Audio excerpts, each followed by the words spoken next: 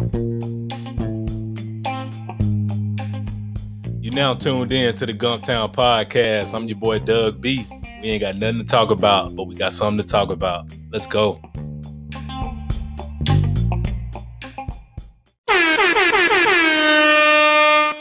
Good people. Welcome back to the Gumptown Podcast, episode 48. I'm your boy Doug B. If you tuned in to this podcast, thank you for your time and your attention. I really appreciate you giving this podcast a shot. Before we bring on today's guest, we got something to talk about, good people. We back for another personal development segment. Shout out to the book Indistractable by Near E. Y'all. If you follow the Gumptown IG page, you'll notice I've been posting quotes from the book all month long. It's a great practical guide on how to manage distractions and hack back our attention in this ever-distracting world. If you own a smartphone or digital device of any sort in this digital age, you know exactly what I'm talking about. Those distractors are called notifications. You know how it is. You're working on a big project or something of that nature, and you get distracted. One email come in, and before you know it, you can check Facebook, Twitter, IG. 2 hours have gone by. You have no idea where your time went. I'm not saying don't take breaks. We all need breaks, but y'all know exactly what I'm saying. Let's manage these distractions because, honestly, distractions are just an escape from reality. The reality is we know we got a big project or a big goal we need to work on, but these notifications give us an out. Stop giving yourself an out. Become indistractable. Being indistractable means keeping your word to yourself and striving to do what you said you were going to do. I myself am guilty of it as well, which led to me purchasing this book, reading it, applying it, and now I'm recommending it to you all. So check it out, good people. Keep your word to yourself and become the indistractable. All right? That's all we got to talk about. On with today's show. Today's guest. She is the founder and owner of Call Me Set Free Incorporated. I'm looking forward to this conversation, and I'm sure you all will be inspired by her story. Let's give a warm Gumptown round of applause for Katrina Hunter.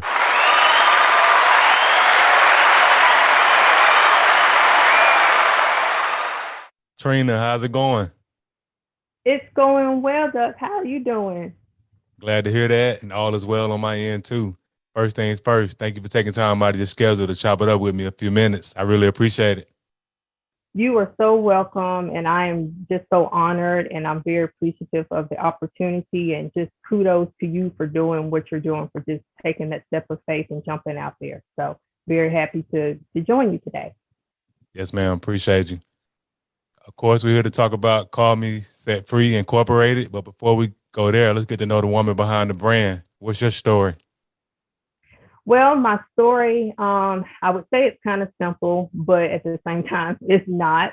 I was born and raised right here in the Montgomery, Alabama. I attended various elementary schools. I graduated from Sidney Lanier High School, Go Poets, class of 1999. And then I went on to Alabama State. I got my undergraduate degree in graphic arts. And then a couple of years later, I got my master's degree in management from Troy University. So that's a little bit as far as my education and where I grew up. Over the last few years, I've been able to do some professional work career-wise, various backgrounds, whether it be media or government or nonprofit. So my experience is a little bit of everything. I think all of those experiences help create what we're going to talk about, Call Me Set Free. And I think is one of those good examples when I look at even the logo, and I know we'll talk more about that, but just what Call Me Set Free means, those little dots in between the logo, they're not just there for nothing. It just kind of represents those in between that gets you to the other side or gets you to where you are in life. And looking back with everything that I've gone through and my different experiences, I can say that it has led me up to this very moment, even to be here on this podcast with you today. Yes, ma'am. That's a great story. And you are indeed a hometown hero. Went to Lanier and attended the Alabama State University. So tell me, what was your, you know it. Right. So tell me, what was your HBCU experience like? Oh, it was awesome. And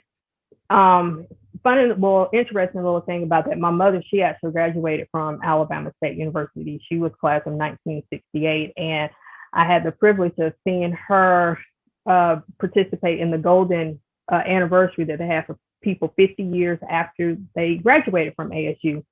So that happened just a few years ago. So just from that experience, knowing that was a college that my mother went to, and obviously it looked a little bit different once I got there, but that's like a personal connection that I have to the school. My experience there was one that I will never forget. Everything from the teachers friends, relationships that I developed, and it taught me a lot of about myself. So it was an experience that I'm so very thankful to have. Yes, ma'am. Nothing like it. I'm pretty sure the PWI experience is great for others, but I tell people the HBCU experience is nothing like it, and I'm pretty sure you would agree. Oh, absolutely, absolutely. Yes, ma'am. So let's talk more about Call Me Set Free Incorporated. What inspired the name, and what products and services do you offer? Okay, so the the first part of what we offer in the very beginning, it started off as a blog site where I was writing inspirational, encouraging words and messages, sending them out and posting them. The way that it got started, I'll try to make this part of the story as short as I can make it. Obviously, I'm a believer in God. So I was at the church I was attending at the time. And to make this part of the story really short, I've been reading the chapter of First Samuel regarding Hannah and how she was praying for a son.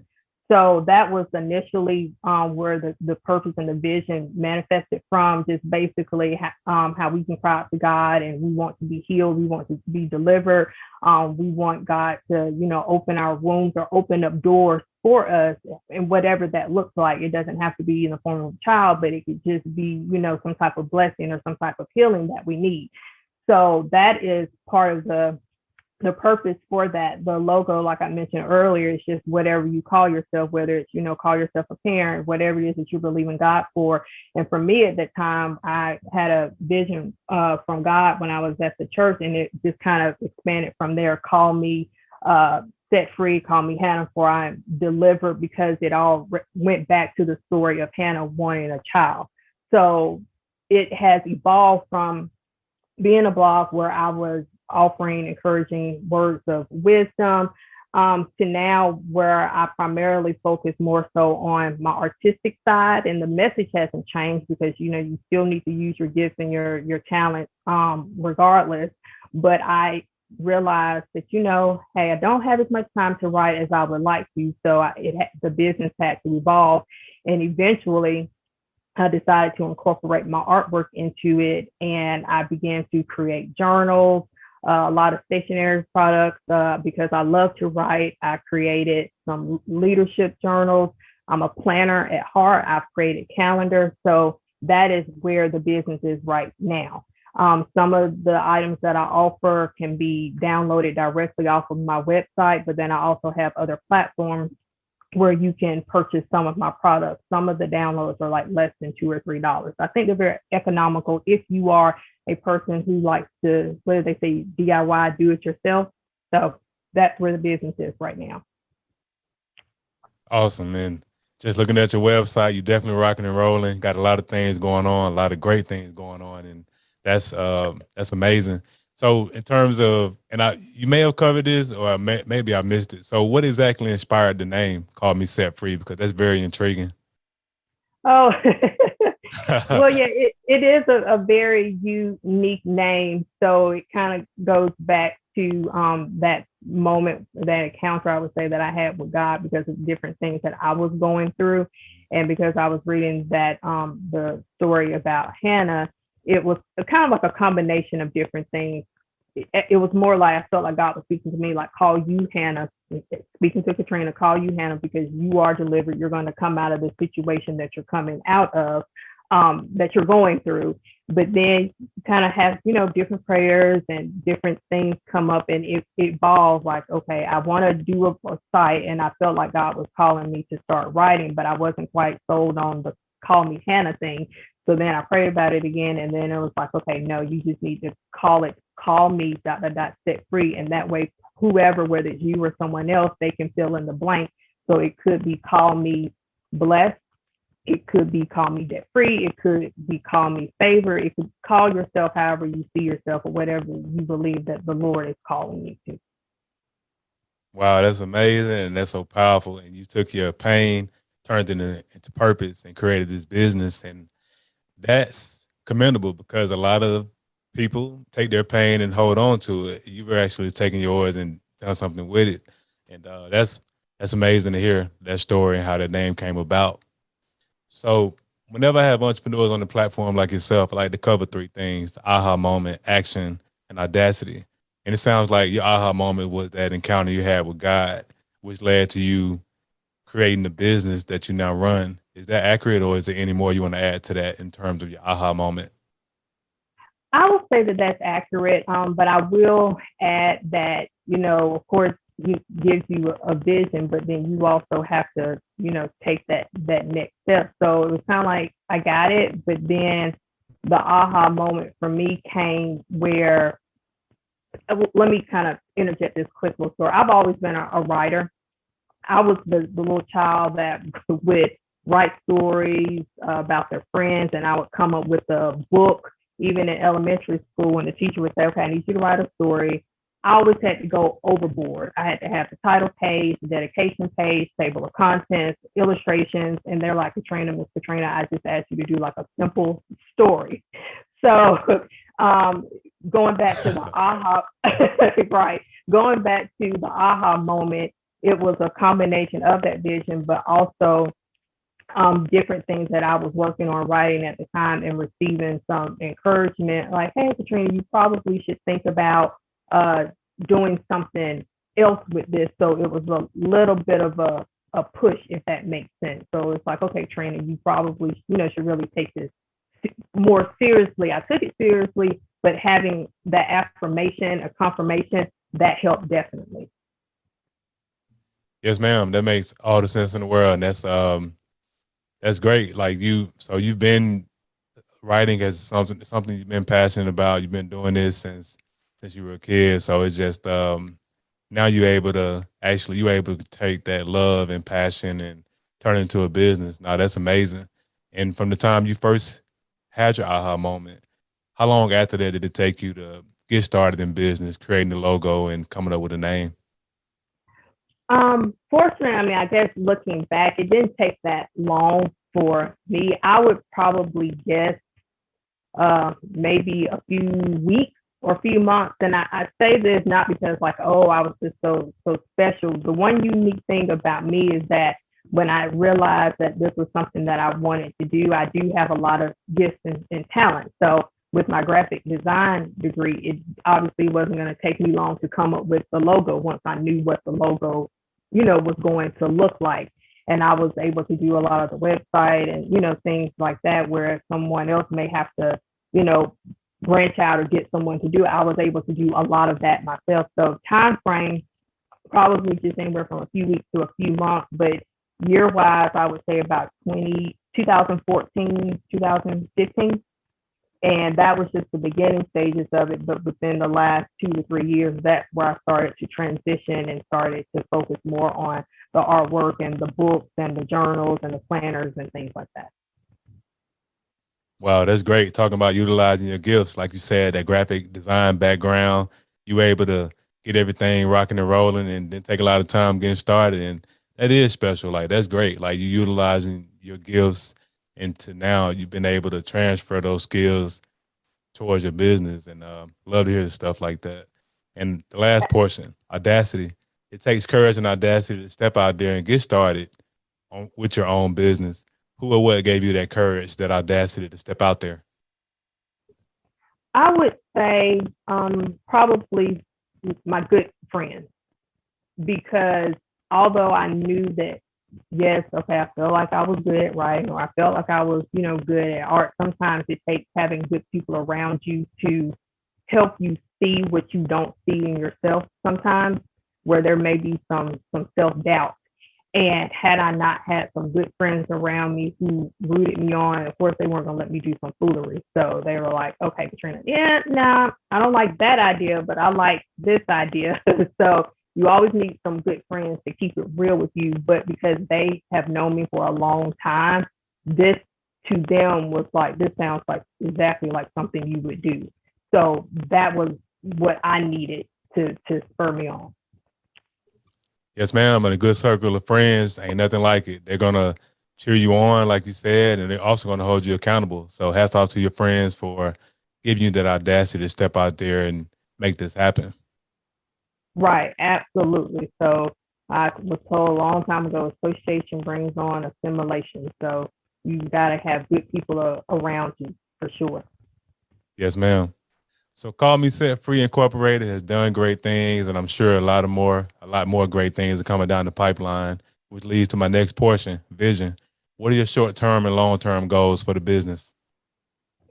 I guess I'll go with short term first. So one thing that I would like to do is just create more, I guess, items, no matter what they look like, regarding leadership or administration. Just because I'm a female and I've been in those different positions, and creatively, I have these products in mind, what I want them to look like. And of course, my audience may be geared more towards females. But that is definitely something that I am passionate about. So anything to deal with management, training, or leadership, those are some things that I would like to create. And of course, have them have that little artistic flair.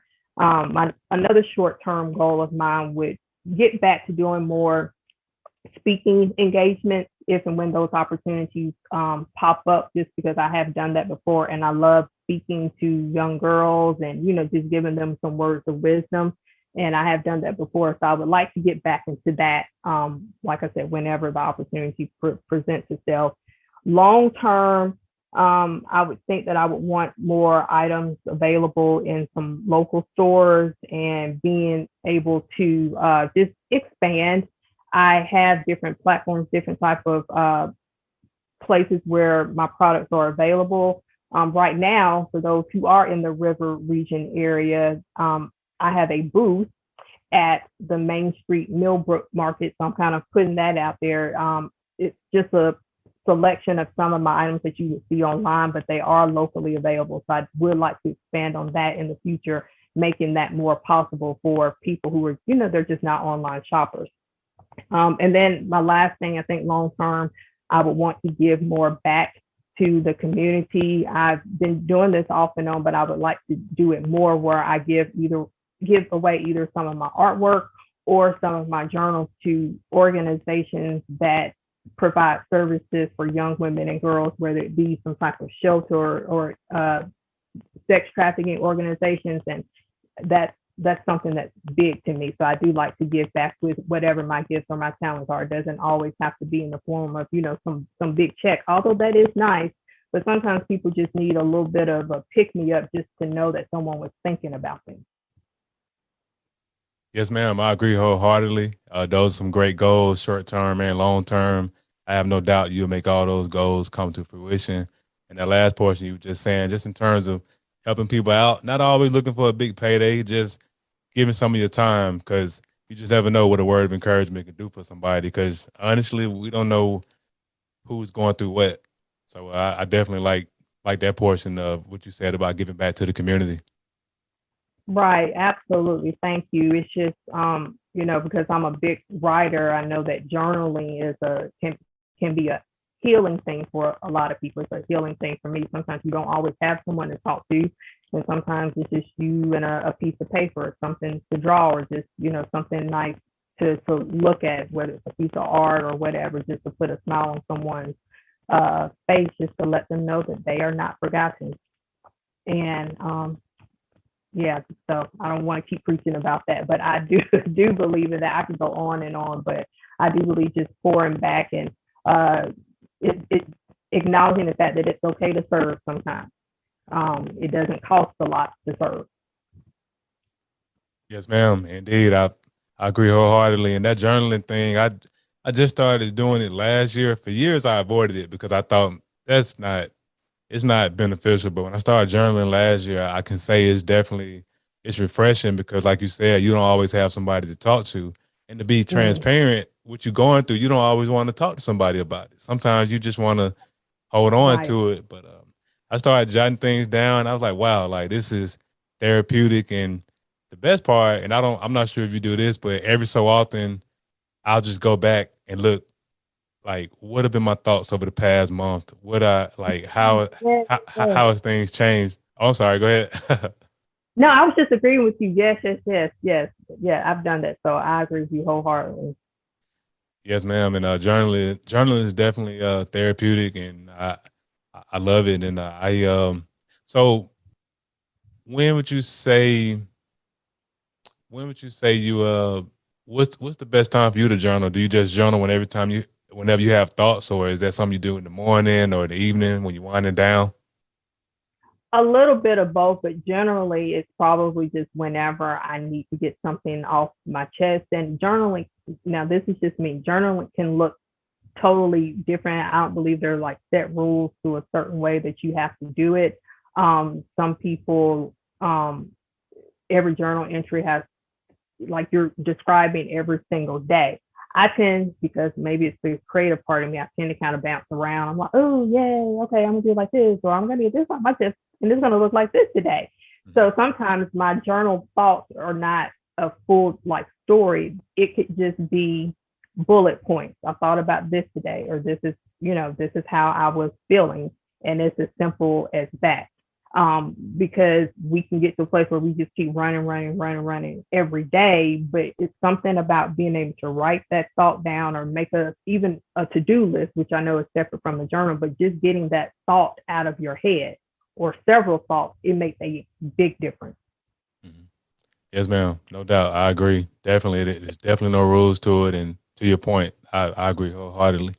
So as we come to the end of the podcast, I want to ask the $1 million question. I started this podcast because I wanted to highlight the greatness coming out of Montgomery, whether you're from here or lived here for a significant period of your life. You being a hometown hero, what makes you the most proud to be from Montgomery? Oh, wow, that's so humbling. Let me see. I wasn't expecting that question.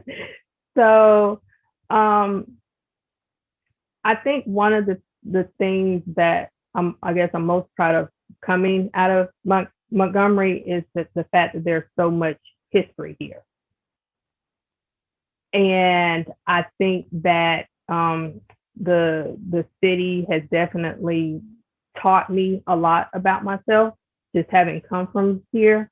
Um, and I'll say this too, because I know, I guess, what my business represents. One similarity that I can see is just your past doesn't define you, that you can change and you can evolve. So I'm humbled to be from this city and be able to correlate that message and meaning behind my business along with what I've seen Montgomery come from. Does that make sense? Yes, ma'am. It makes all the sense in the world. And that was powerful. Your past does not define your future. Love it. That's great. Absolutely. Absolutely. Yes, ma'am. So, Trina, how can the people connect with you? What are your social media handles and website? Okay. So it's very simple, just like my business, callmesetfree.com. And then I'm on Facebook and Instagram, and it's the same thing. Just look for Call Me Set Free. And then if anyone wishes to email me about anything, my email address is info at callmesetfree.com. So that's email, Facebook, and Instagram, website. Everything is Call Me Set Free. Yes, ma'am. And of course, I'll put all of the information in the description of the episode. Hey, Trina, thanks again for this conversation. I really appreciate you. You are very welcome. And again, thanks for having me. I really enjoyed it. Yes, ma'am. Good people, that concludes another dope episode of the Gumptown Podcast. We gone, but before we leave, remember, be blessed, be safe, but most importantly, have the audacity to be you. Gone.